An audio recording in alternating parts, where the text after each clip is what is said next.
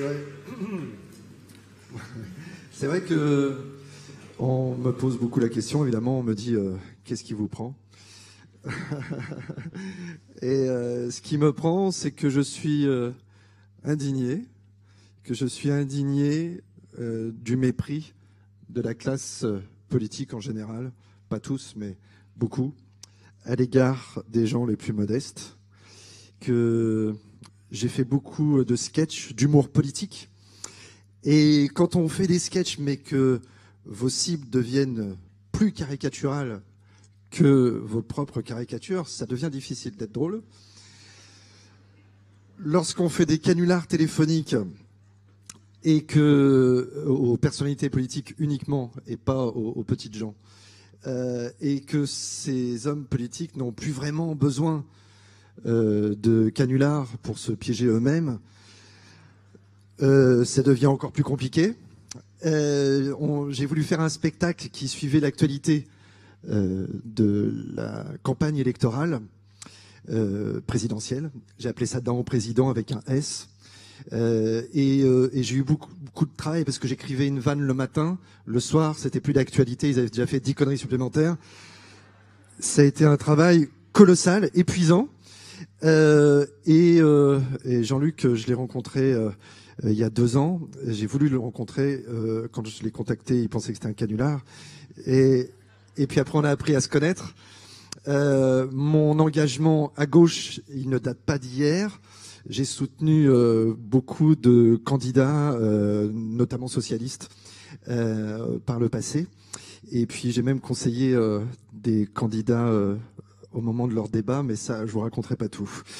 Et sinon, vous ne me croiriez pas. En tous les cas, ce que je vais vous dire, c'est que nous transformons tous, en fait. Et portés par, en ce moment, un mouvement qui nous soulève. Pour certains, je faisais de l'humour un peu trop politique. Ceux-là, en tous les cas, je tiens à les en remercier. Tout ce qu'ils m'ont reproché est devenu ma force la plus sincère. Ce qui se passe en ce moment est d'une authenticité à laquelle il m'est impossible personnellement, moi, de tourner le dos. Je veux me battre désormais. Je veux passer le cap de l'engagement et du soutien.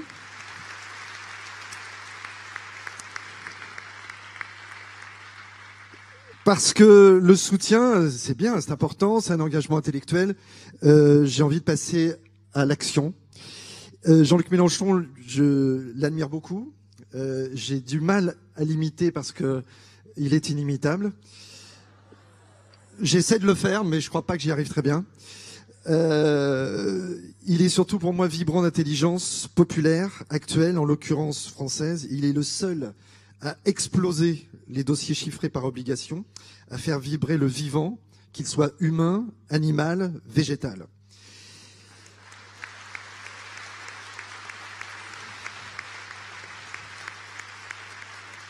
Et alors, beaucoup de gens me disent, mais on ne savait pas que vous étiez autant à gauche. Et en même temps, qu'est-ce qu'on en a à faire des nuances politiques face à la folie climatique qui est là, face au domino de la chaîne animale qui est assassinée? Les citadins privilégiés n'ont aucune, mais alors aucune notion de ce qui est en train de salement monter en campagne. Je peux vous dire que j'ai fait des tournées depuis plus de 20 ans dans toute la France. À chaque fois, j'ai organisé des débats avec les gens à la fin de mes spectacles, parce que quand on fait de l'humour politique, tout le monde n'est pas d'accord. J'ai rencontré beaucoup de monde.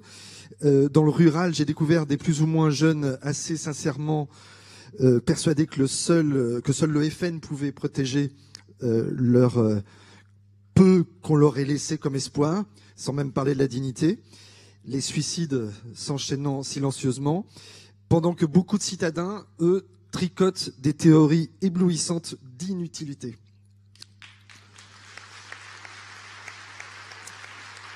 Tout au long de ces 20 ans de tournée partout en France, je crois avoir quand même compris beaucoup de colère en discutant avec des milliers de gens du public, donc comme je vous l'ai dit, après mes spectacles. Mais là, c'est la première fois, surtout, qu'il y a un autre souffle qui arrive à convaincre ces gens-là. Et vous savez, le souffle, c'est la vie, et la vie, c'est contagieux. Et c'est mieux, en tous les cas, d'être contagié, pas d'être comme ça, contaminé, en tous les cas, contagié. Pourquoi pas contagié? Il faut inventer des mots aussi. Il faut être contagié par la vie. D'autres sont passés avant moi avec la bravitude. Hein. Bon, en tous les cas, c'est mieux que d'être gouverné par ordonnance, parce que moi je trouve que les ordonnances, ça rend les gens malades. Et la France insoumise, elle vient tout simplement de lever des voiles vers de la pure logique d'équilibre essentiel, ceux de l'écologie. Mais qu'il est loin de tout calcul politicien en la matière, ce programme d'avenir en commun, ce programme va très très loin. Il faut le lire, il faut l'apprendre par cœur, il faut le dire à haute voix, il faut le faire lire aux autres et qu'ils comprennent ce que c'est vraiment. L'avenir en commun, c'est les replis nécessaires sur la mer dans peu de temps et il l'anticipe. Il sait pourquoi ces coups d'avance méritent de se concentrer dessus. L'avenir en commun vise la paix et je pense qu'il pourrait bien y arriver. Personnellement, j'ai décidé de me présenter à la candidature pour qu'il n'y ait aucun doute sur l'ampleur de ma révolte. Si des politiciens piquent personnellement dans les caisses, c'est grave, mais ce qui disqualifie la droite, pour moi, c'est avant tout le projet de société parfaitement déshumanisé de l'UMP qui tente de s'approprier le mot républicain.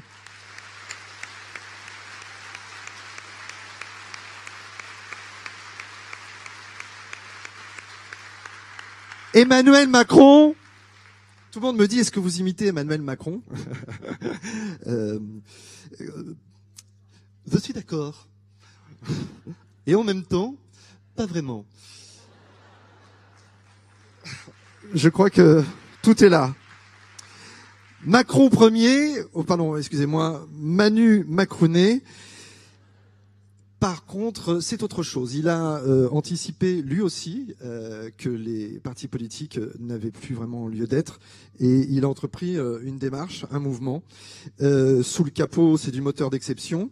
Sauf que pour moi, il ne roule absolument pas dans le bon sens, piloté qu'il est par et pour ses amis du Couac 40. Il vient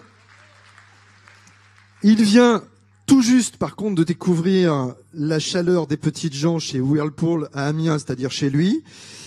Il risque de comprendre rapidement que son programme pourrait lui brûler les ailes et malheureusement mettre le feu partout dans les rues.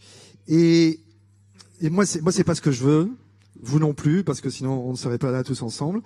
Macron n'a jamais tourné autour d'une table sur sa chaise avec le petit peuple. Macron dans un bistrot à 5 heures du mat à manger des rognons avec des prelots qui partent au boulot le cœur chaud. C'est voyage en terrain connu.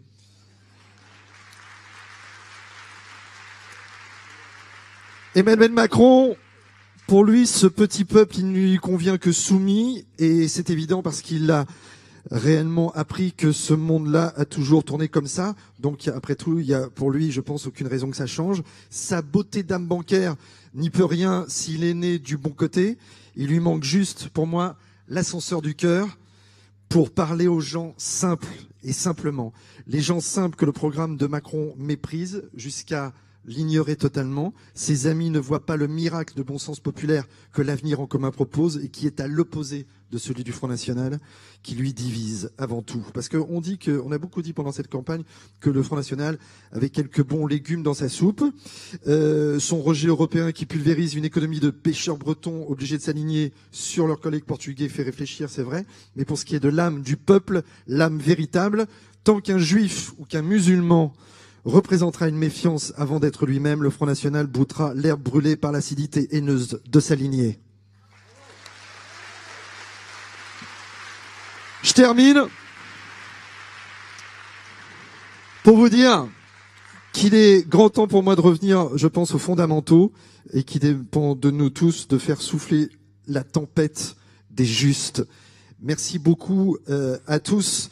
Et je vais peut-être m'imiter moi-même pour terminer, en vous disant que si les hommes sont soumis, ce sont des sujets, mais que si les hommes sont insoumis, ils deviennent des citoyens. Ne l'oubliez pas.